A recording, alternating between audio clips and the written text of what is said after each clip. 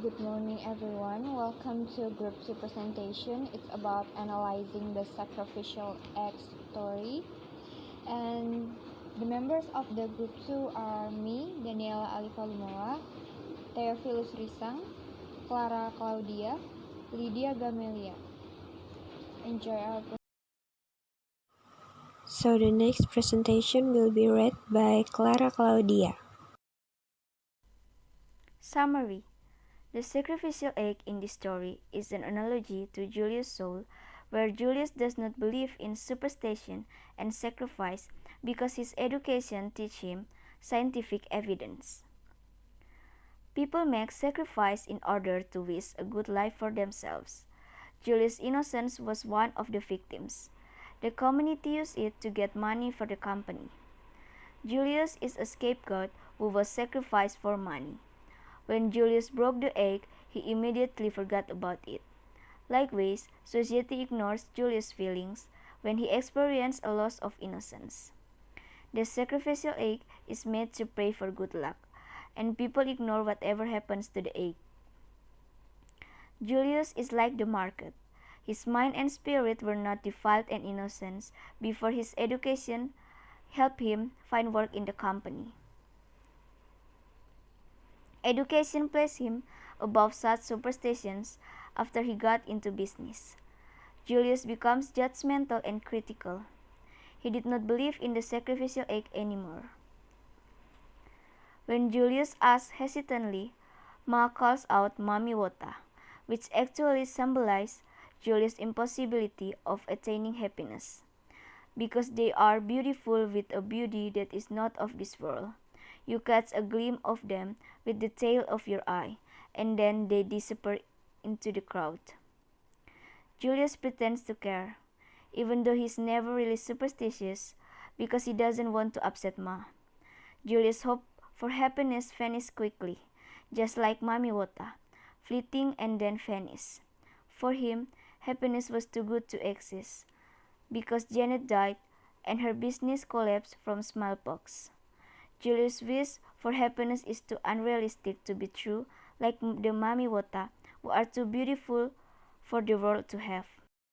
Next, I will explain three things such as settings, structure, and style. The sacrificial acts takes place in Umuru, a village in southeastern Anambra state of Nigeria. The time period of the story is not clear. No dates are mentioned, but it is assumed that the events take place before Great Britain ceded control of the country in 1960. According to an article entitled Sacrificial Egg/Study Guide, there is an earlier version of the sacrificial egg, which was published in The Atlantic in 1959, specifies that Julius passed his school exit exam in 1920. Literary critics generally assume that the story takes place sometime within that decade. There are three main events in the story. The first is Julius' conversation with Ma, which they are talking about the smallpox quarantine. And the second is his mad flight from the night masks, and the third is his about his loss of Ma and Janet. This take place within the span of a week. I think the story has interesting structure. Instead of relating the tale chronologically, however, ATP presents it as a fractured flashback. All the actions take place in the past on which Julius reflects in the present. This narrative technique enhances readers' understanding of the emptiness that Julius feels when he can see Janet and Ma. It also emphasizes the gulf between the life he thought he was going to have and the life he faces now. Now let's take a look at the style that used by the author to deliver his story. Prior to the mid-20th century, African stories, including those of the Igbo, were mainly told orally. And of course, Achibi heard such stories throughout his childhood. His lyrical prose draws from the oral tradition, while some sentences are short and straight to the point, which is the most bold characteristic of his style. Even more ramble with vivid details like palm oils and kernels, colonnades, cassava, mats, baskets, and earthenware pots. The narrator rattles off when describing the goods villagers brought to the market. When read aloud, as if his words feel round and satisfying. Also, like many oral storytellers, he directly addresses the audience in his writing. When this technique used thoughtfully, it will draw reader into the story and makes them feel like trusted confidence, and that's how SCPs makes a story published for the masses feel like an intimate experience between him and his readers. The importance of language. The most noticeable omission of the sacrificial egg version is Egypt's 1959 single voice. The writing of the sacrificial egg used English, which is then taught to Nigerian students in schools based in the West. However, Nigerians grew up learning and speaking their tribal language. Egypt doesn't spell out the Igbo calendar system for the reader. The term Igbo was also used by Egypt to describe a deity who influenced village literary criticism of sacrificial egg story. What is literary criticism? Literary criticism for literary studies is the study, evaluation, and interpretation of literature. Modern literary criticism is often influenced by literary theory, which is the philosophical discussion of literature, goals, and methods.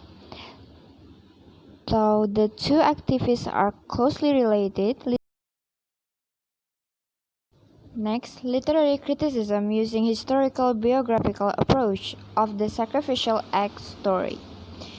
Biographical criticism is all about analyzing more the life of the writer so we can understand the impact that caused by the event of the author's life into their writing.